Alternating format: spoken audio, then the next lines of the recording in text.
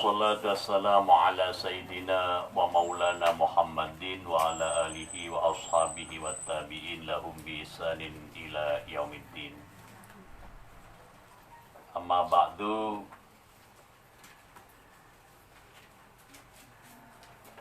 Ma'asyiral muslimin wal muslimah, jamaah rahimakumullah.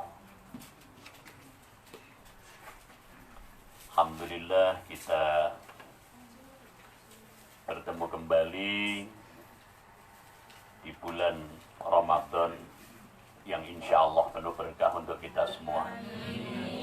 Dalam keadaan sehat walafiat, dalam keadaan segar, dalam keadaan senang, dan semua dalam lindungan Allah Subhanahu wa Ta'ala.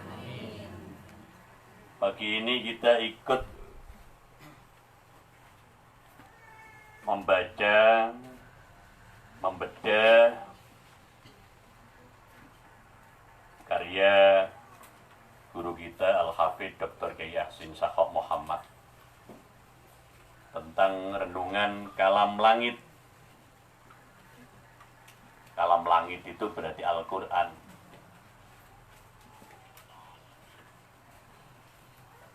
Yang menurut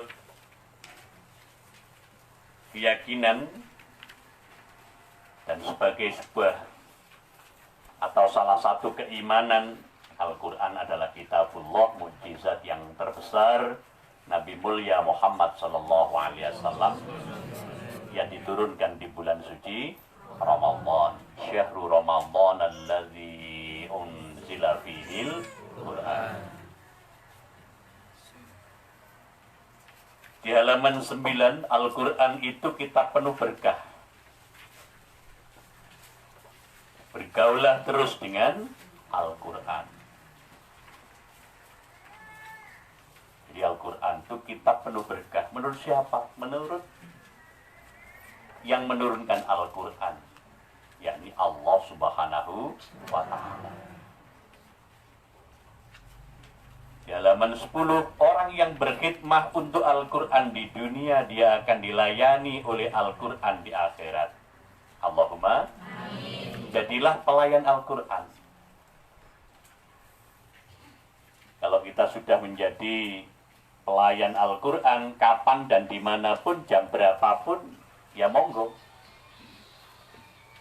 Pelayan Al-Quran. Dari sisi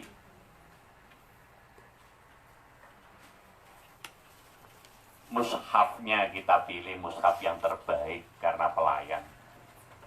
Dari sisi khotnya kita pilih yang terbaik.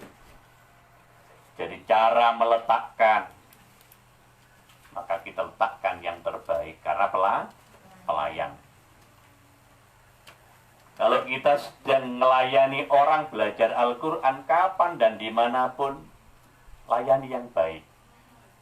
Karena pelayan Al-Quran, maka jangan sampai tampak lesu, tampak cemberut, tampak panik. Jangan. Pelayan Al-Quran itu harus seperti doanya, Rabbis rohli wa yassirli, ya lapang dadanya, ya selesai masalah-masalahnya. Apalagi kalau hanya masalah sekedar urusan ekonomi, urusan duniawi, kita selesaikan. Jadilah pelayan Al-Quran. Pelayan. Ya, banyak orang-orang menjadi pelayan Al-Quran. Mereka tidak pernah berani atau tidak bakal mentarget berapa gaji saya, atau minta gaji berapa sebagai guru Al-Quran, karena pelayan. Bahkan bila perlu orang-orang santri-santri yang ngaji itu selalu dilayani. Maka hampir semua guru Al-Quran itu menyiapkan fasilitas, minimal rumahnya, ruang tamunya, kamarnya, untuk santri, untuk mereka yang belajar Al-Quran. Karena pelayan, karena salah persepsi, salah mindset, guru Al-Quran akhirnya minta gaji, minta bayaran, kadang minta insentif, kalau nggak dapat demo. Nah ini kan lucu. Halo, naudzubillah min pelayan kok gitu.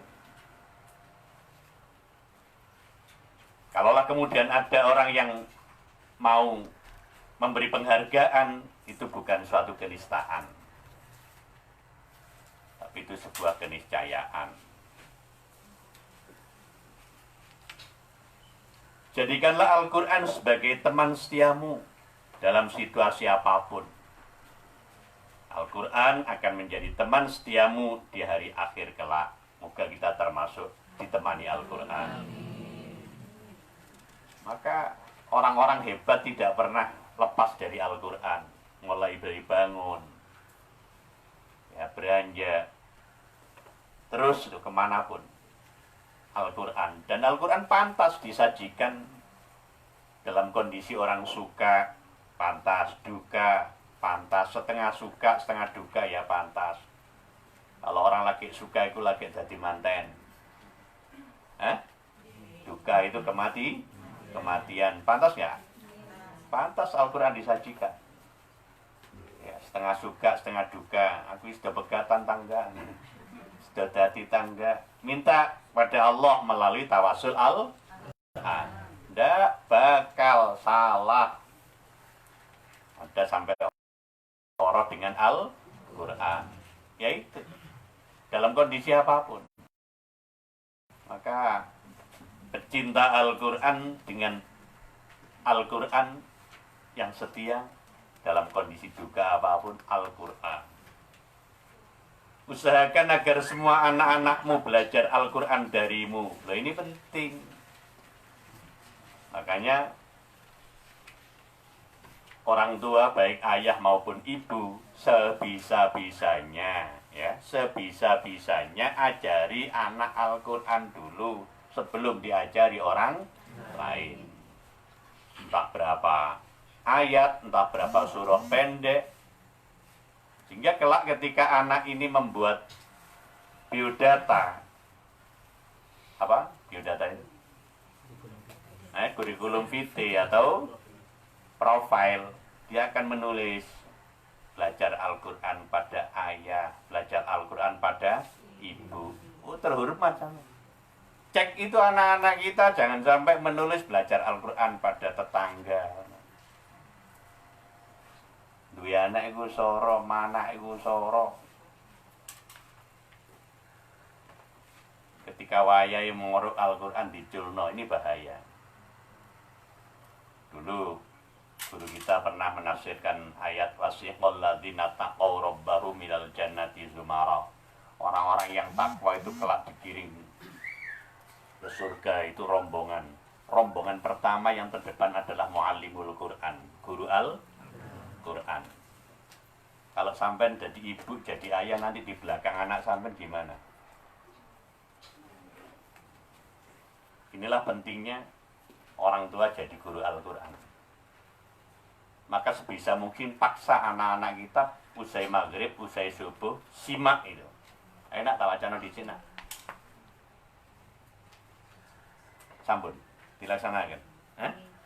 Kalau nggak bisa ba'da subuh, ba'da maghrib, coba ba'da isya atau ba'da zuhur atau kapan saja, supaya anak masuk dalam mindsetnya sing muruk Quran pertama kali aku mak bapak, itu masukkan.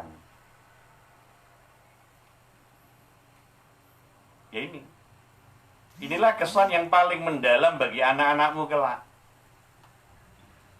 Makanya buku pengajaran Al-Quran dalam kandungan gugah kembali, bedah kembali. Dulu sosialisasi merata ya. Di beberapa kabupaten, pernah bahkan di ibu-ibu hamil di Tulangan itu ya, berapa kali.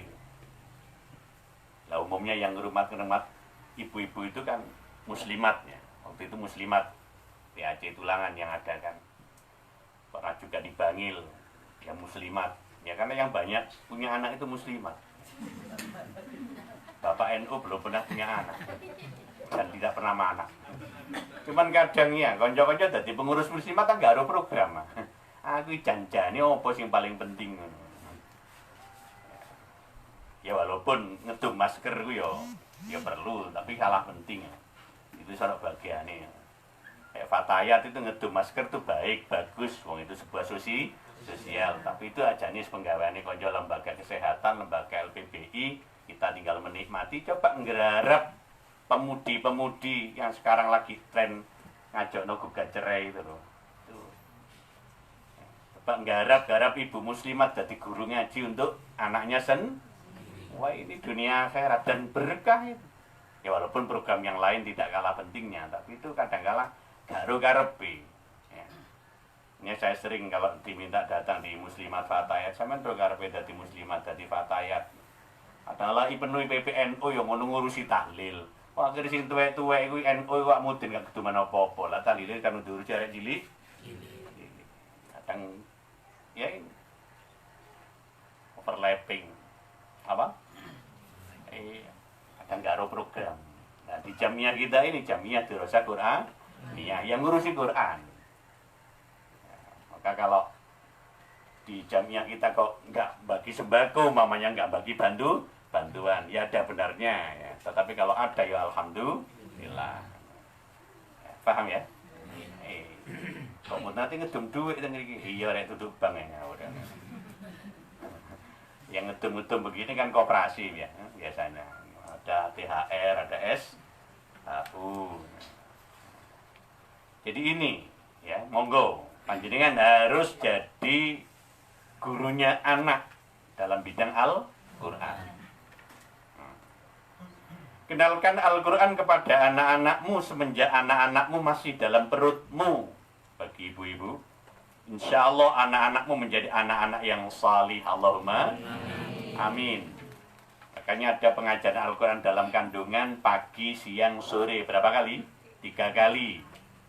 Atau minimal 2 kali. Jamnya harus tepat dan tetap. Umpamanya jam 5 ya jam 5. Jam 5 pagi, jam 5 sore. Jam 6 pagi, jam 6 sore. Sudah banyak membuktikan. Ya. Begitu. Jangankan Al-Quran. Kan survei kemarin sudah membuktikan bagaimana virus kalau di setelakin nyanyian tambah membesar, tambah beranak gitu.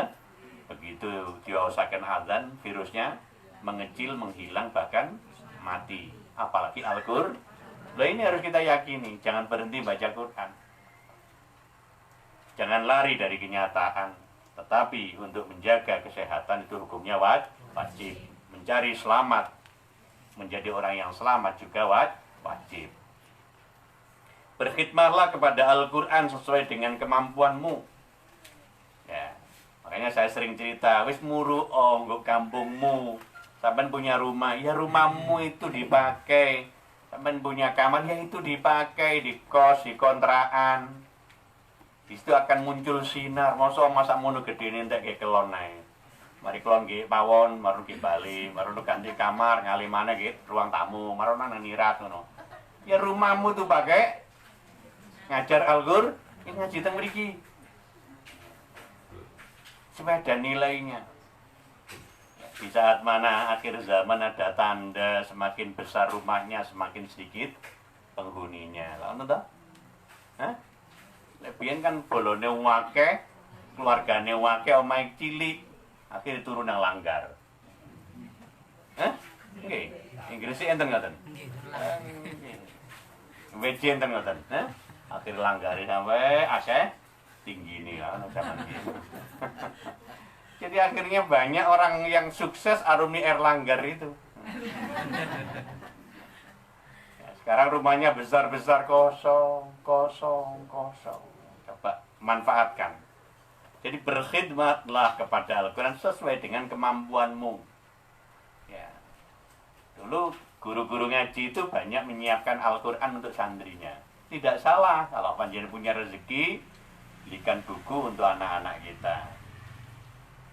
Kemudian disiapkan di situ, setiap anak tinggal ngambil, selesai dikembalikan. Jagani benten tiang sepah sing pas kemampuannya terbatas. Jagani mbak ini ono arek duwe Al-Quran wayahe budal tase ngale alinggen. Marana budal tangi turu seneni wong tuane ya marang golek Quran gak ono. TP ki seneni maneh nang. Coba ada guru yang cerdas. Jilid pinten to, Nak? 3. Ini kula pinjami nggih. Nggih lek mantun. Oh nggih. Ya, ada kenangan tersendiri aku lho ben ngaji kan duwe disili nang Bu Asrifah. Asrifatul. Iya, dia betul itu. Ada kenangan dipinjami itu sudah luar biasa. Karena wajah guru itu kan jangan selalu kagowo. Kan ngalahno saudara saya yang Satpol PP nanti seneni orang-orang beji ngaji ya amu-amu. Kau akan mendapatkan kemudahan-kemudahan dalam hidupmu. Allahumma amin. Karena ini kalamullah. Udah, jangan minder. Nggak usah bermerek macam-macam. Jadi tidak harus di rumahnya tulisi apa guru ngaji cap opo. Wis barang wis cap nopo niki. Sebisa mungkin saya memilihkan cap akas. Cap nopo? Akas. Cap akas. Jadi ono arek arep ngaji injing monggo, siang monggo, sore monggo. Ya, sewaktu-waktu. Yang sesuai kemampuan kita. Bahasanya sesuai kemampuan. Kalau dalam bidang pengajaran, dalam bidang materi, ya begitu. Jangan dibatasi dengan jilid. Batasilah Al-Quran dengan 30 juz. Itu yang paling penting. Pinten? Jangan lebih loh ya. Ini saya wanti-wanti. Tulis yang besar. Jadi Al-Quran itu juz 1 sampai 30. Maksimal itu ya Zakir. Hati-hati. Orang bojone ya. Unang ngidam jalur Quran juz 32. Diyakinkan ajari itu. Saya dulu pernah ngajarin jenengan yang disampaikan guru kita ya Pak Sori. Pakai metode Jibril. Udah ya mulai Al-Quran besar itu langsung pakai Al-Quran besar ini. Dimulai dari Fatihah An-Nas. Gitu?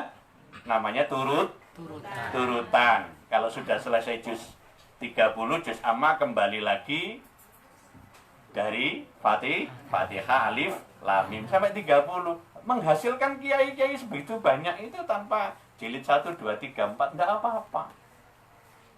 Monggo. Sehingga pada satu saat kamu akan ditanya pakai metode apa? Saya menjawab pakai metode Al-Quran 30. Bisa kira-kira?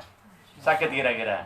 Ini enggak perlu melukut munakosa pakai dasar. Mboten nih, bukan pakai dasar. Mboten nggih dasar, induri dasar. Umpamanya karena yang diarahkan adalah sesuai kemampuan. Jangan paksa orang yang berbeda dengan kita, dengan panjenengan, untuk sama dengan kita. Dan orang lain juga jangan memaksakan kehendaknya untuk kita. Karena sesuai kemampuan. Sudah berapa kali panjenengan saya suruh jipili. Ya, ngopeni guru-guru yang sampai sekarang masih jadi guru, tapi beliau melakukan pengajaran sesuai kemampuan. Dan kemarin sudah kita viralkan yang ada itu. Wah, itu jadi kesan tersendiri di kalangan para kiai. Yang di itu kemarin di shootingan, iya. Yang ada yang saya, ada yang tanpa saya, ya. Punya itu, ya sederhana.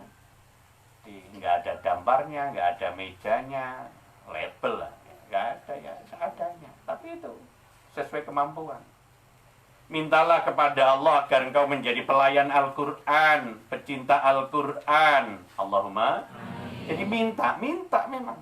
Jadi menjadi pelayan Al-Quran, menjadi pecinta Al-Quran itu bermohon. Ya. Bermohon, minta. Allahumma ja'alna min ahlil ilmi wa ahlil Qur'ani. Ya Allah, jadikanlah kami sebagai orang yang ahli ilmu, ahli Al-Quran. Ahli itu keluarga. Lah kalau keluarga, ya dengan segalanya, mau jadi ayah, mau jadi ibu, mau jadi anak, ya pelayan di dalamnya. Pelayan. Pada hari kiamat seorang akan bangkit bersama yang ia cintainya. Semoga kita bersama Al-Quran. Bersama guru-guru Al-Quran.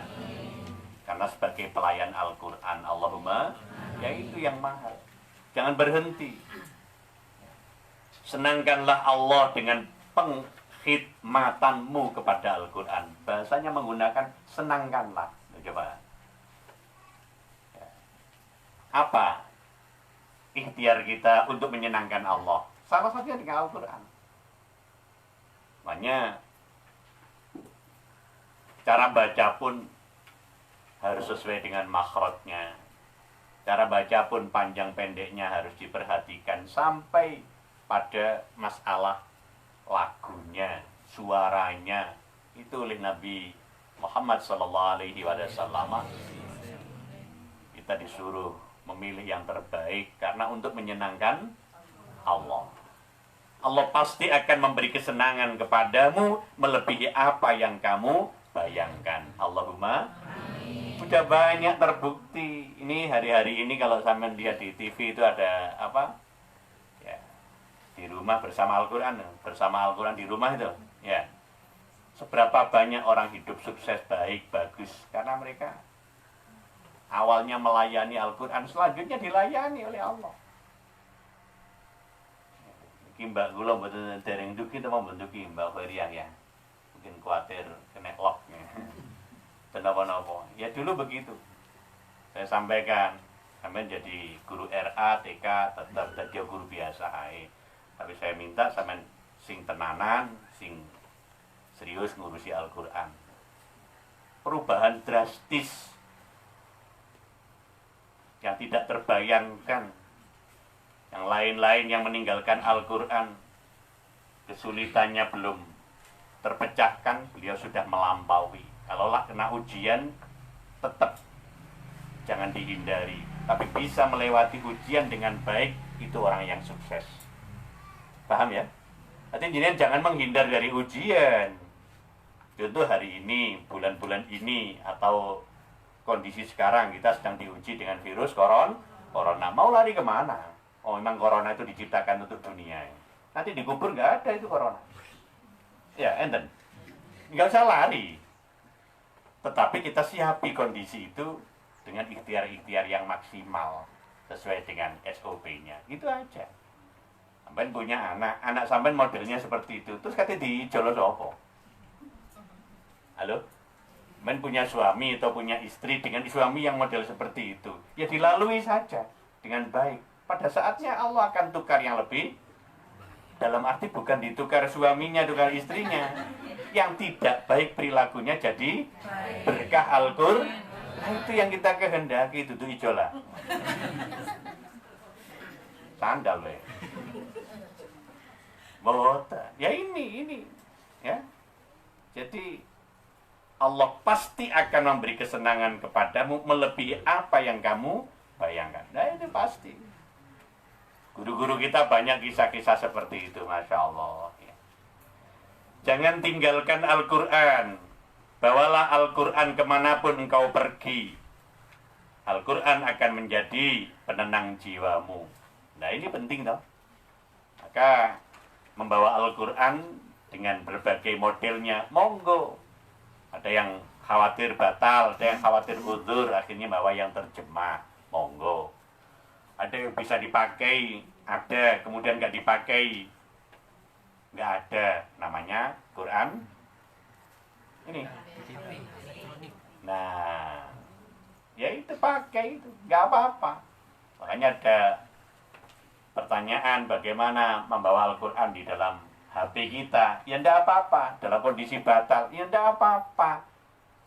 Karena Al-Quran itu baru ada kalau kita hidupkan, kalau kita pilih filenya.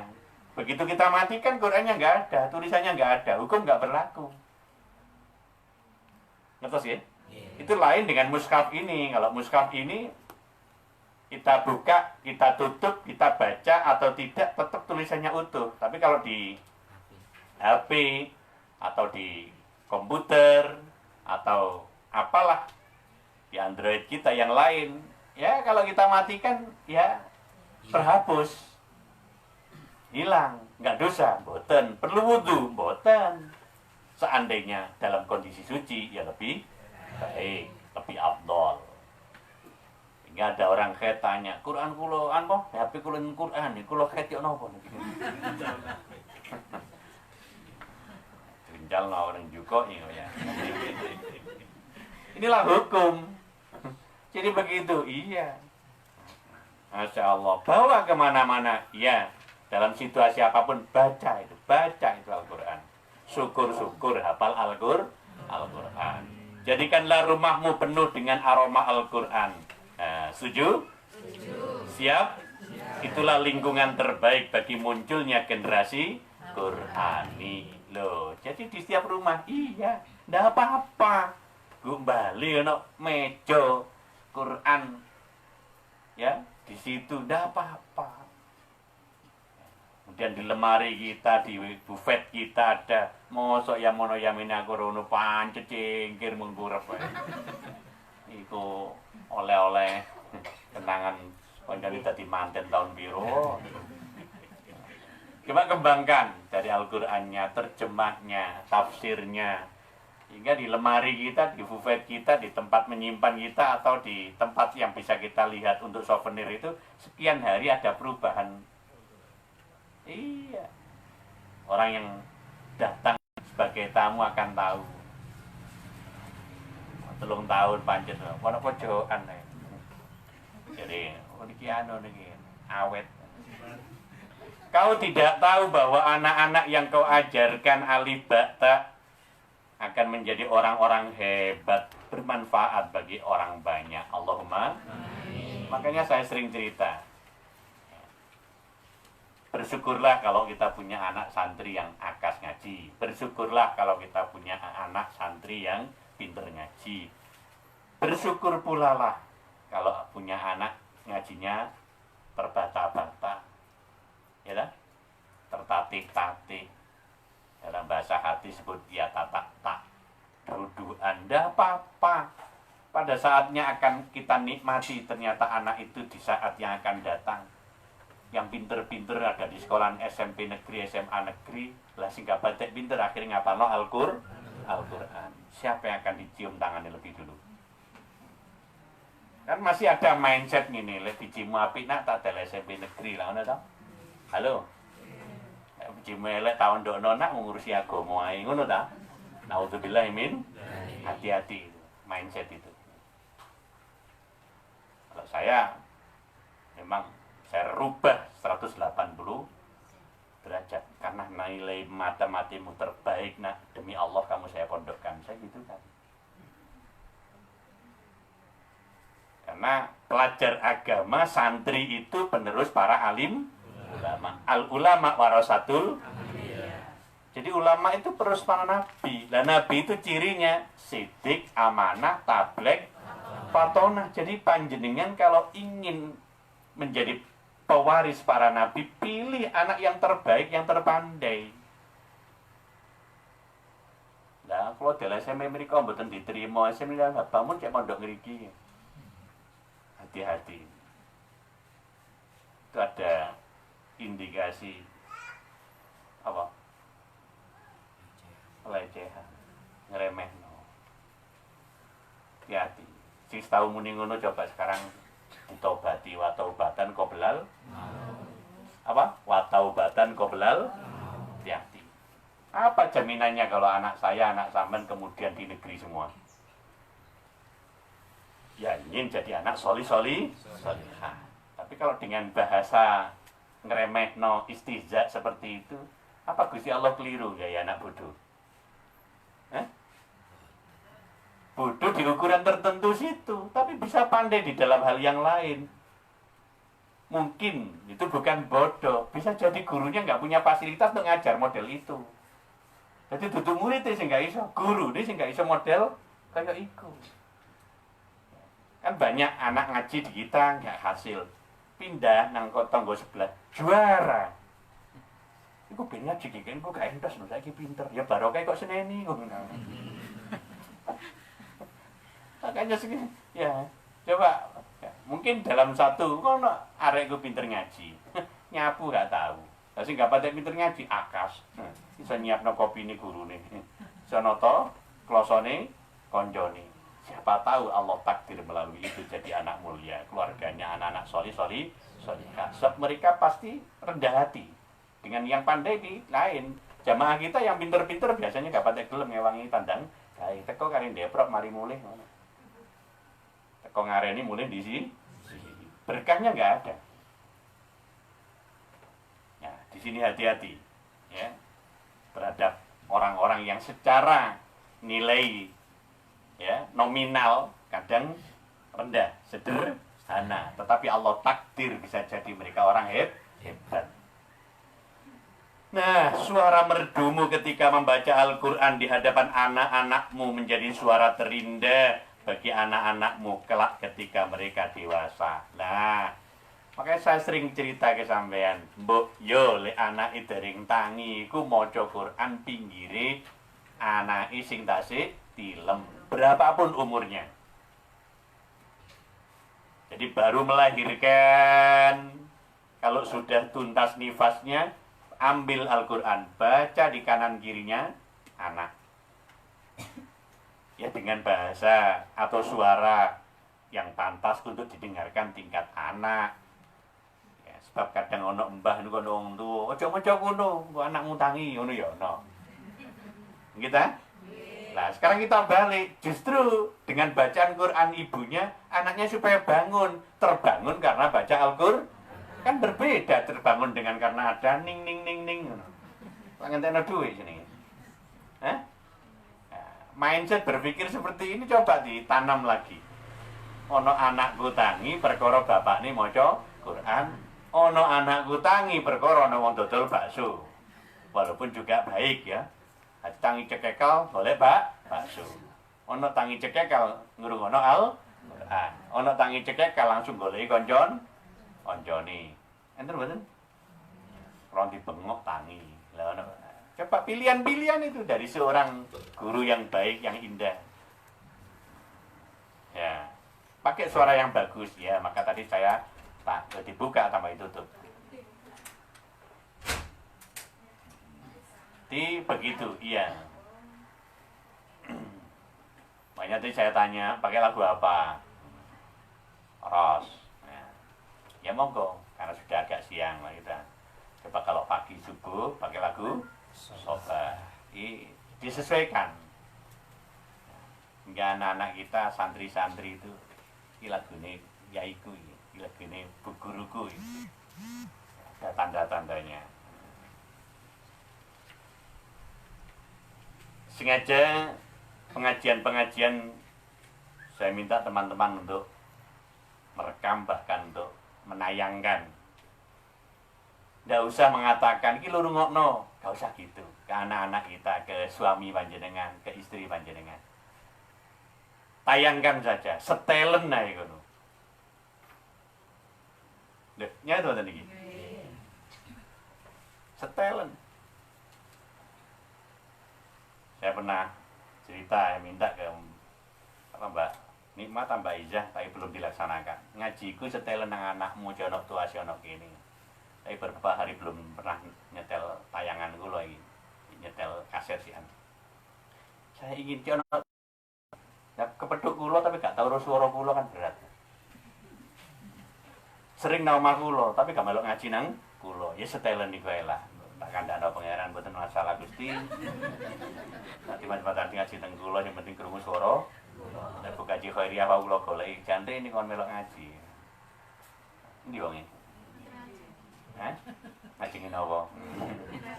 Kula niku sejak panggi jenengan kula wanti-wanti sampe lek dadi panitia ngewangi acara kula kudu melok oleh ilmu. Masih inget nggih? Nggih. Sampai pirang-pirang tahun jadi panitia, seksi konsumsi terus. Walaupun saya butuh itu. Tapi ya mbok dimarekno plek ayo melok ngaji. Lho kula mboten wonten mriku, yen ditedo kucing niki ya kucinge kan. Jangan ngaji bisa. Jadi kalau derek kula ayo derek patus Masya Allah. Jangan lupa menyapa Al-Quran tiap hari, walau hanya memandang mushaf dan mengedupnya. Lah ini makanya di pedoman pembacaan Al-Quran depan ini kan saya tulis gitu? Mencium Al-Quran. Tolong semua ustadz-ustadzah atau konco-konco, kata pengantar saya ini bacakan.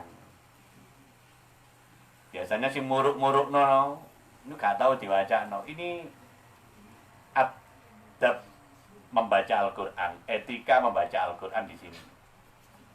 Ya, yang saya nukil dari guru-guru kami, yang diperoleh dari tulisannya Imam Ghazali, Imam Jalaluddin As-Suyuti. Nah, ini baik-baik sampai pada Ahlul Bait, keluarga Nabi Shallallahu Alaihi Wasallam. Monggo. Nah, ini kan di situ ada kalimat ya, menutup bacaan Al-Quran suci dengan menciumnya. Makanya tadi saya pun ikut mencium. Ini penting, iya. Karena ini kalamullah, Quran nan suci, itu iya. Hanya rumahnya jangan sampai sepi dari Al-Quran. Usahakan agar hari-harimu tidak lepas dari membaca Al-Quran walau beberapa ayat. Nah, ada ikhtiar untuk cepat menghatamkan Quran itu. Kalau sebelum sholat 1 halaman atau maksimal 2 halaman, 1-2 halaman, gitu. 1-2 halaman.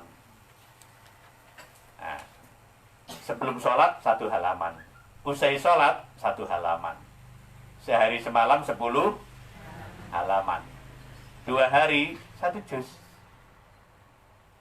2 hari 1 juz, karena 1 juz itu 21 halaman. Kan betul nangil lah. Haji sholat dohor ada waktu rek 2 menit, 2 menit, 5 menit kan 1 halaman. Pamanya mau darus Ramadan kok gak oleh nggih speaker. Tak nyacak darus kan nggih speaker. Kira-kira krungu pangeran. Teryakin innallaha sami'un alim, innallaha sami'un basir. Harus itu. Harus yakin itu ya. Oke. Gak cepat, ada yang dikeraskan, ada yang tidak, monggo lah, lakukan. Itulah tanda kecintaanmu kepada Al-Quran. Masya Allah. Al-Quran itu semuanya indah. Indah. Untayan dan tutur katanya indah. Nasihatnya indah. Cerita-ceritanya indah. Janji dan peringatannya indah. Hukum-hukumnya indah. Karena Al-Quran berasal dari yang maha indah. Innallaha jamilun yuhibbul jamala. Jika engkau senang keindahan, carilah dalam Al-Quran. Ini luar biasa. Insya Allah. Jangan kau pandang remeh mereka yang mengajarkan alif, ba, ta kepada anak-anak kecil dan balita. Loh. Karena engkaulah orang yang pertama membukakan kepada mereka gerbang ilmu pengetahuan. Titik awal dari samudra ilmu dan tata nilai. Anak-anak yang kau ajarkan Al-Quran itu kelak akan menjadi pejuang keadilan, pemimpin masyarakat dan ilmuwan. Allahumma amin. Ya begitu, iya. Jadi harus yakin bahwa mereka yang sekarang kita ajari, ya, anak-anak yang masih RATK, SD, SMP, SMA, kita tidak pernah tahu 10-20 tahun yang akan datang. Maka catat sejarah indah untuk anak-anak kita. Sebab kalau mereka nanti jadi orang sukses, kita nggak malu. Tapi kalau mereka pernah kita caci atau kita maki atau kita remehkan, ternyata suatu saat mereka jadi orang hebat. Takdir Allah atas kehendaknya kalau sudah berubah, kita tidak tidak bakal mampu merubahnya, mengalahkannya, tidak bakal. Karena itu yang menentukan Gusti Allah. Pejuang dalam Islam itu banyak. Mereka yang berperang di jalan Allah adalah pejuang. Mereka yang bergerak dalam amar ma'ruf nahi mungkar adalah pejuang. Para ulama yang mengajarkan ilmu juga pejuang. Mereka yang gigih mengajarkan Al-Quran juga pejuang. Allah akan menunjukkan jalan-jalan kebaikannya kepada mereka. Mereka adalah orang-orang yang memperoleh derajat ihsan. Allah akan selalu bersama mereka. Sediakan waktu terbaikmu untuk hidup bersama Al-Quran. Dengan sikap terhormat, ambillah mushaf. Bacalah ayat demi ayat. Hayati artinya. Berpikirlah apa yang bisa kau lakukan untuk kemaslahatan dirimu. Lupakanlah sejenak urusan duniamu. Itulah tanda kecintaanmu terhadap Al-Quran. Itulah salah satu waktu terbaikmu dalam hidupmu. Jadi begitu. Iya, saya sering cerita dan mengingatkan panjenengan. Manggil pun kagungan Al-Quran, kagungan buku, tolong disalapkan meja loh, sering, sering. Terutama meja yang paling sering kita duduki kursinya. Terutama meja yang sering kedatangan tamu. Itu. Nanti kalau Al-Quran seperti ini sampai letakkan di meja, mau tidak mau tamunya akan melihat. Kalau agak jauh melirik, ya. Alhamdulillah, Al-Quran, Quran cantik. Oh, anak NU nih. Nyelempit ketinggal betul. Tinggal. Apalagi kalau mata NU.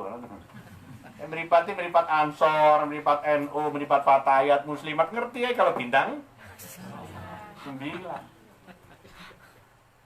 Ya, ngeluhan ya bintang. Ini biasakanlah, monggo. Ya, Masya Allah. Jadilah orang yang tertinggi tingkatannya dalam dunia Al-Quran. Siapa itu? Yaitu Ahlul Quran, Hamilul Quran, atau Sohibul Quran. Jika tidak, jadilah Ngori Al-Quran, orang yang banyak membaca Al-Quran. Lah jika tidak, jadilah orang yang cinta kepada Al-Quran dan orang-orang yang Ahlul Quran, atau senang kepada kegiatan-kegiatan kequranan. Nanti mboten hafal Quran, tapi nyiapi semaan Al-Quran. Penting, iya. Cukuplah itu sebagai bekal akhiratmu kelak untuk kamu persembahkan kepada Allah Al-Mutakallim bil Quran. Masya Allah. Nih, hadirin hadirat rahimakumullah. Ini ada pilihan-pilihan. Ya, ada pilihan-pilihan. Yang tertinggi tingkatannya ya Ahlul Quran, Hamilul Quran. Itu biasanya disebut dengan Hafizul Quran. Hamilul Quran itu orang yang menghafal Al-Quran. Jadi orang yang mengandung Al-Quran. Mengandung itu membawa. Mengandung itu orang yang menanggung, ya. Atau Sohibul Quran, orang yang hafal Al-Quran. Ya, di bawahnya pembaca. Jadi nggak hafal Quran tapi sering baca. Masya Allah. Dan seterusnya. Ini tingkatan-tingkatan. Nanti kita masuk dalam kelompok yang mana, monggo. Sekali lagi bulan ini bulan Ramadan. Bulan pertama diturunkannya Al-Quran. Syahrul Ramadan alladzi unzila bihil Quran. Ya ini yang mahal. Maka membaca, mendalami, menghayati Al-Quran dengan berbagai versinya di bulan Ramadan, ini sebuah kemuliaan. Semoga kita semua digolongkan orang-orang yang mulia. Anak cucu kita, keluarga kita, santri-santri kita tergolong orang-orang Ahlul Quran. Diridhai Allah. Al-Fatihah. A'udzubillahi minasyaitonir rajim. Bismillahirrahmanirrahim. Alhamdulillahirabbil alamin. Arrahmanir rahim. Maliki yaumiddin. Iyyaka na'budu wa iyyaka nasta'in. Shiratal mustaqim.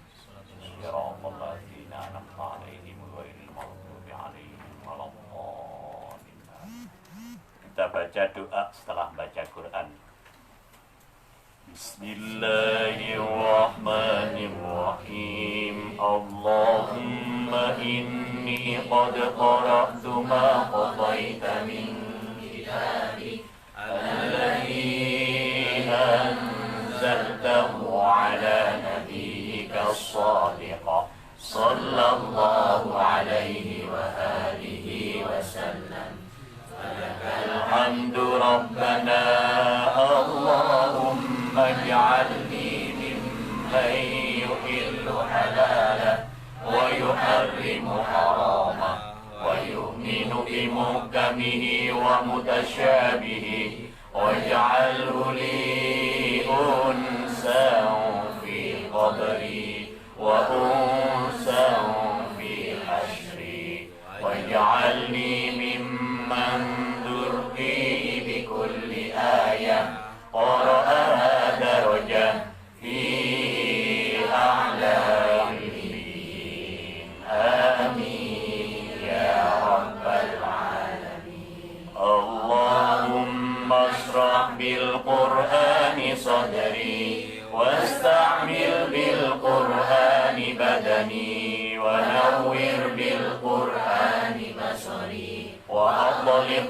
bil qur'ani lisani wa inni alayhi ma abqaitani fa innahu la hawla wa la quwwata illa bik ya akramal akramin. Bismillahirrahmanirrahim. Wal 'asr innal insana lafi khusr illa alladhina amanu wa 'amilus solihati wa tawasaw bil haqqi wa tawasaw bis sabr.